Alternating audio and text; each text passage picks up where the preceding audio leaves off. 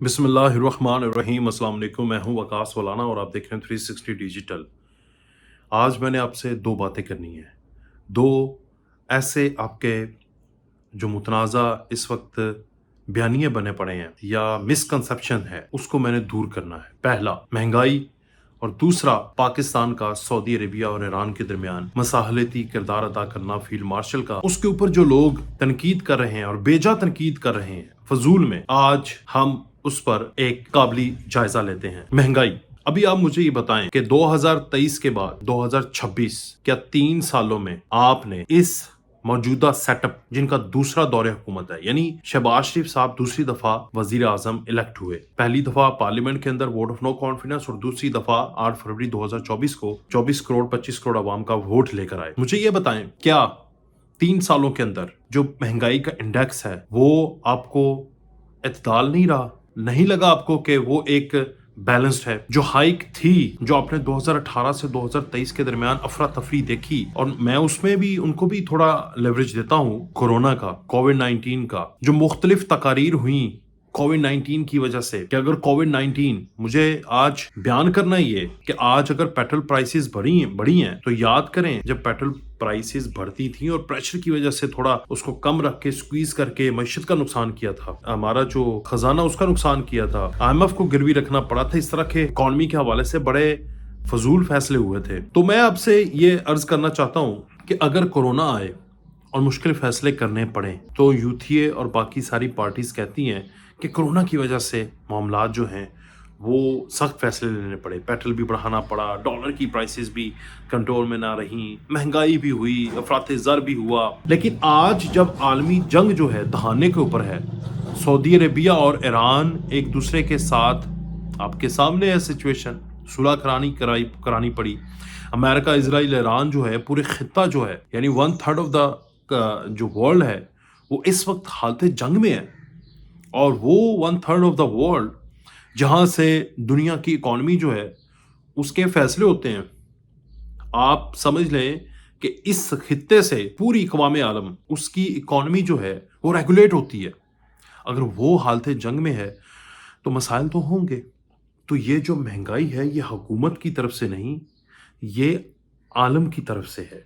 यानी जो जंग है पाकिस्तान की, आगे मैं आपको बताता हूँ बेहतर कोशिशें क्या हैं कि ये रुके ताकि खित्ता और पूरी दुनिया महंगाई और अफराते ज़र की इस आग से बाहर निकले। लेकिन क्या आपका राइट नहीं बनता कि इस मुश्किल घड़ी में, जब आपको चाहिए जिम्मेदार शहरी बनने के साथ साथ अपनी जिम्मेदारी ये अदा करनी है कि आपने सब्र करना है, अपनी जो हुकूमत है उसके ऊपर ट्रस्ट करना है, अपने इदारों के ऊपर ट्रस्ट करना है और अल्लाह का शुक्र अदा करना है। रमज़ान का महीना है, नो डाउट, मैं ये मानता हूँ कि मुश्किल वक्त है, बहरहाल आपके हाथ में फैसला है कि आप अफरा तफरी फैलाएंगे, र्यूमर्स फैलाएंगे और इंडेक्स, जो परसेप्शन इंडेक्स है पाकिस्तान का, वो ख़राब करेंगे, तो नुकसान अल्टीमेट आपका ही होगा।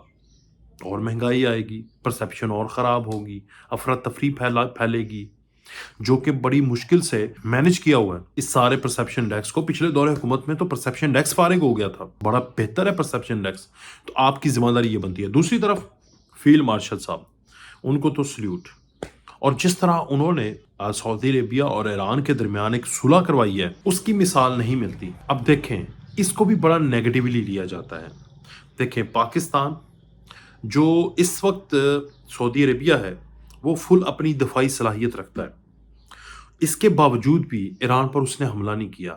एक चीज़, ईरान ने सऊदी अरेबिया के अंदर टारगेट किया है अमेरिकन इंस्टॉलेशंस को, जो कि उसने पहले ही ऐलान किया था कि अगर ये स्पेस जगह भी तब्दील करेंगी तो हम उस जगह पे जाके मारेंगे।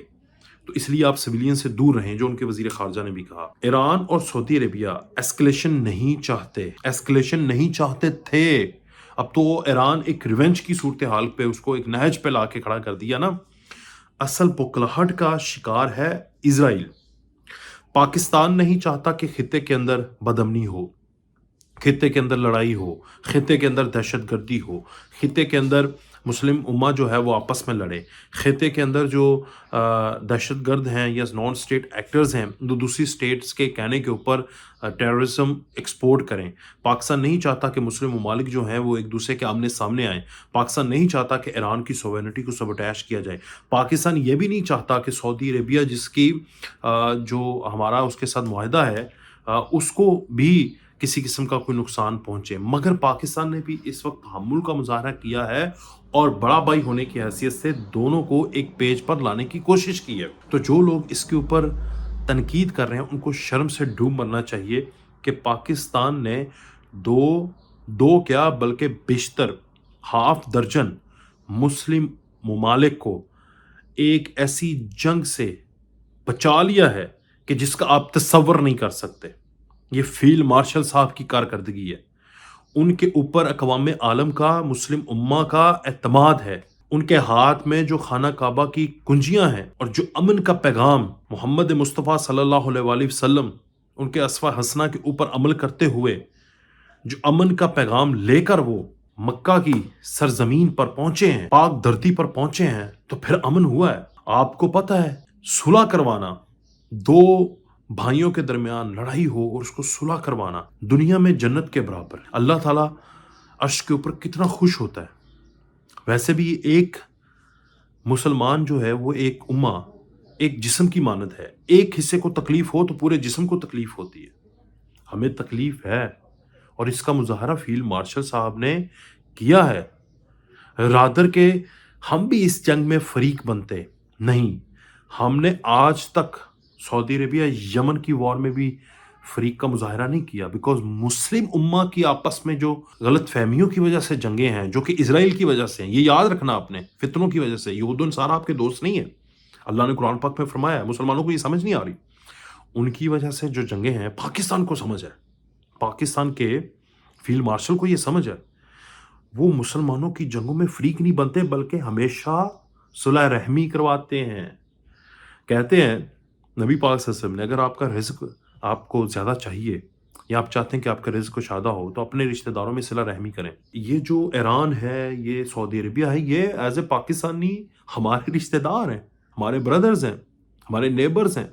اگر ان کے ساتھ صلہ رحمی کریں گے، ان کے ساتھ معاملات کو سلجھائیں گے، رمضان المبارک کے بابرکت مہینے میں لاکھوں مسلمانوں کی زندگیاں جو تھی اسٹیک کے اوپر تھیں ایک فتنے کی وجہ سے، جو کہ وہ بیٹھا ہوا مار کھا رہا ہے اسرائیل، اس کی تو حالت میں بتاتا ہوں نا آپ کو، تو کیا آپ کو نہیں لگتا کہ رب اوپر بیٹھا ہوا فیلڈ مارشل کے ساتھ کتنا خوش ہوا ہوگا؟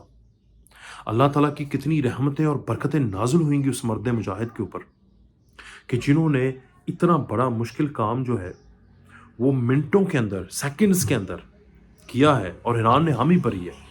اس کے اوپر خدا کے لیے پذیرائے کریں، ان کی تعریف کریں، ان کا شکر ادا کریں، جس طرح ایران کے کروڑوں اور سعودی عربیہ اور درجن کے قریب مسلم ممالک کے لوگ جوڑیاں اٹھا اٹھا کر فیلڈ مارشل کے لیے دعائیں کر رہے ہیں کہ شکر الحمدللہ ایک مرد مومن آیا اور آ کر اس نے یہ معاملات کو آگ نہیں بلکہ سلجھایا، کیونکہ اس وقت فیول ڈالا جا رہا تھا، آپس میں لڑایا جا رہا تھا۔ میں آپ کو بتا رہا ہوں کہ مسجد اقصیٰ کے اوپر یہودیوں کا، اسرائیل کا پورا پلان تھا کہ اس کے اوپر نعوذ باللہ استغفر اللہ، میرے منہ میں خاک، قبلہ اول ہے ہمارا، اور وہ انشاءاللہ خراسان کے قافلے اس کو فتح کریں گے، تو اس کے اوپر حملہ کر کے ایران کے اوپر ڈال دو تو ساری مسلم امہ جو ہے، جو اہل سنت ہیں، وہ ان کے خلاف ہو جائیں، شیعہ سنی کی آگ بھڑکا دو۔ اب جو مولوی، جو علماء اکرام اس شیعہ سنی کے مباحثے میں، بحث میں آج کے دن میں پڑے ہوئے ہیں، وہ اسرائیل کے دوست ہیں، وہ اسرائیل کے فتنوں میں ان کو سپورٹ کر رہے ہیں۔ خدا کے لیے اس تمام تر فرقہ واریت کو ختم کریں، ایک یونٹی کے ساتھ اکٹھا ہوں، اتحاد قائم کریں، دشمنوں کے خلاف سیسا پلائی ہوئی دیوار، بنیان المرصوص بن کر جب تک فیصلے نہیں ہوں گے بکھرتے رہیں گے۔ تو اس لیے جو یہ کرتا ہے اس کی پذیرائی ہونی چاہیے، تنقید نہیں ہونی چاہیے۔ بہرحال آگے بڑھیں گے اور میں آپ کو فیلڈ مارشل صاحب کا ایک بڑا اہم بیان، ایک لائف چینجنگ بیان، جس نے میرے رونگٹے کھڑے کر دیے، میں جب بھی سنتا ہوں میرے رونگٹے کھڑے ہو جاتے ہیں اور میرا ایمان تازہ ہو جاتا ہے اور ایسا جذبہ آتا ہے کہ میں آپ کو بیان نہیں کر سکتا. آپ بھی وہ میرے ساتھ سنیے. So who are you to take it away today? Who are you? Who has given you this authority? Nobody can take it away. We fight like comrades. ہمیں فوج میں یہی تو مزہ ہے فوج کا کہ ہمیں بیٹھے لڑ رہے ہوتے ہیں, ہمیں کوئی پتہ نہیں ہوتا کون پختون, کون سندھی, کون بلوچی, کون پٹھان. ہم کامریڈز کی طرح لڑتے ہیں بس. ہمارے لیے جو ہے یہ جو پاکستانیت ہے نا وہ ہمارے لیے بس وہی ہے. We all are Pakistani and we love that. ہم پاک فوج آج کل جو ہے وہ فسادیوں کے ساتھ جو ہے وہ لڑ رہے ہیں. فتنہ الخوارج ہم لڑ رہے ہیں. جن کو سمجھ رہے ہو کہ یہ جہاد کر رہے ہیں یہ خارجیز ہیں, یہ دین سے نکلے ہوئے ہیں, کیونکہ انہوں نے they have their own perverted interpretation of the Islam which is not allowed in Islam. اور اللہ تعالیٰ کے احکامات جو ہے ان کے بارے میں جو ہے وہ یہ ہیں کہ انما جزاء الذین یحاربون اللہ ورسولہ, اللہ اور اس کے رسول سے جنگ کرتے ہیں, ویسعون فی الارض فسادا, اور زمین پر فساد برپا کرتے ہیں, کیا سزا ان کی, ان یقتلوا, قتل کر دو ان کو, او یصلبوا, پھانسی پر لٹکا دو, سلیب پر لٹکا دو, او تقطع ایدیہم وارجلہم من خلاف, یا ان کے ہاتھ پاؤں جو ہے مختلف سمتوں سے کاٹ دو, او ینفوا من الارض, یا اپنی زمین سے ان کو جو ہے در بدر کر دو. ذالک لہم خزی فی الدنیا ولہم فی الآخرۃ عذاب عظیم, یہ ان کے لیے دنیا کے اندر سزا ہے اور آخرت میں ان کو جو ہے وہ بڑا عذاب دیا جائے گا. جو اس سے بچنا چاہتے ہیں ان کے لیے صرف ایک گنجائش رکھی ہے اللہ تعالیٰ نے, الا الذین تابوا من قبل ان تقدروا علیہم, اس سے پہلے کہ تم ان کو پکڑ لو, اس سے پہلے کہ وہ تائب ہو جائیں, آپ کے سامنے تسلیم کر دیں اپنے سر کو, تب فعلموا ان اللہ غفور رحیم, تو پھر جو ہے انہیں پتہ ہونا چاہیے کہ اللہ تعالیٰ بہت غفور الرحیم ہے. اسٹیٹ کے سامنے اپنے آپ کو سرنڈر کر دیں, دین دے کین ایکسپیکٹ مرسی فرام دا اسٹیٹ. یہ ہے وہ جس کے پیچھے جو ہے وہ آرمی آج بھی فتنہ الخوارج سے جو ہے وہ ڈیلی بیسس کے اوپر لڑ رہی ہے. We don't agree with their interpretation of religion. اسلام وہ مذہب ہے دنیا کے اندر سب سے پہلا مذہب, اور جس نے جو ہے وہ عورت کو جو ہے آسمان کے اوپر جو ہے پہنچایا, اس نے عزت دی. اس نے whether she is a mother or she is a wife or she is a sister, کسی بھی رول میں میکسیمم پاسبل جو ہے وہ ریسپیکٹ جو ہے وہ آپ کے ریلیجن نے دی ہے عورت کو. تو who are you to take it away today? Who are you? Who has given you this authority? Nobody can take it away. We will never ever allow this kind of perverted group to impose its values onto our country. آگے بڑھیں گے اور آپ کو میں نے اور بھی ایک چیز سنوانی ہے. چلیں چھوڑیں, آپ خود ہی سنیں, یہ سنیں ذرا. عمران خان صاحب آپ سے آپ کی دونوں بیٹیاں مانگ لیں تو کیا آپ دے دو گے؟